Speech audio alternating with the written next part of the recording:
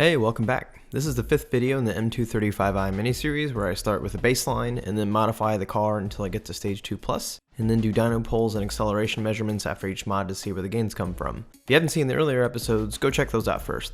In this episode, I get the car to stage 2. The power adding mods for this are the Wagner 200 cell catted downpipe and the VF Engineering stage 2 hex tune.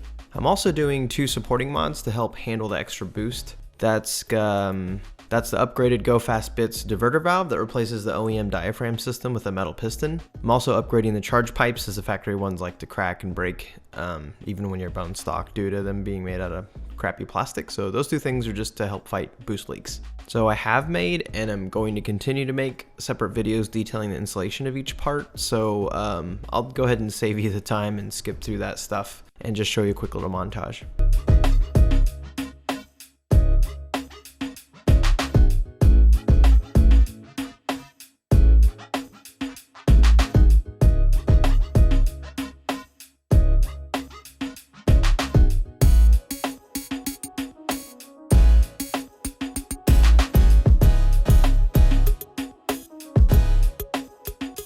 Now that we got that out of the way, let's head to the House of Boost for some dyno pulls.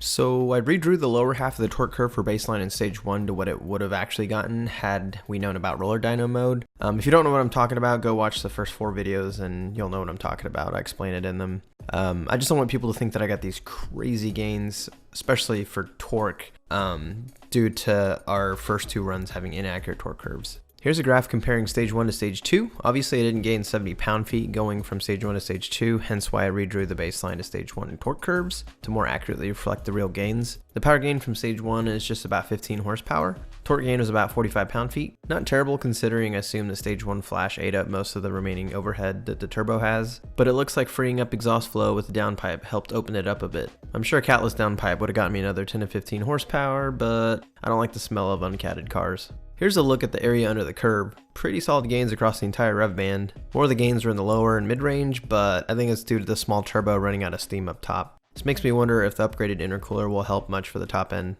Here's a graph comparing baseline to stage 2.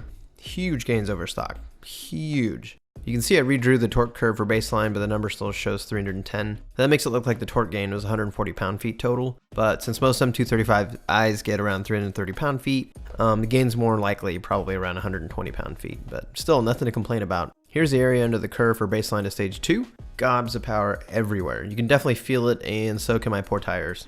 I'll definitely need to consider going wider for my summer set, but I guess we'll see how it puts the power down in the warmer weather first with Super Sports. Total gains of 58 horsepower and 120 pound-feet over stock is pretty awesome, especially on a car that's known to handle stage 2 without even breaking a sweat. Let's strap on the Dragy and GoPro and see how the gains translate into real-world acceleration gains.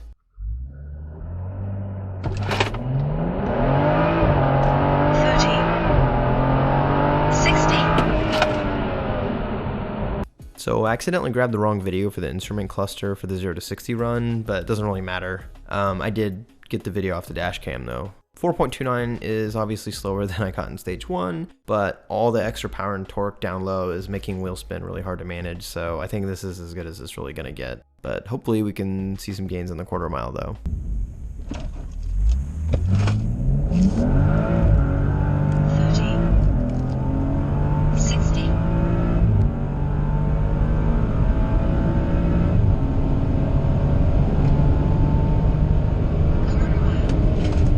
So it's about 20 degrees warmer for this run than when I did the stage 1, so that might have something to do with it. Launch spun a lot, so no really improvement there. The 60 foot's just about the same. If you look at the 1,000 foot and 8th mile trap speeds though, they are higher, but it didn't seem to gain up top, so that could maybe be temperature difference, because that obviously can affect quite a bit of power, or maybe it's the stock intercooler kind of hitting its limits. So maybe when we do the intercooler upgrade next week, maybe we'll actually gain on the top end. I'm not sure. Anyway, I hope you enjoyed this video. I'll get the intercooler installed maybe tonight, and then go back to the dyno Friday, and then can wrap this all up next weekend, hopefully. I'll also get the diverter valve install and the downpipe install videos uploaded soon, and I got a couple other videos planned as well, garage related stuff, so just haven't had time to do them, but hopefully I will soon. See you in the next one.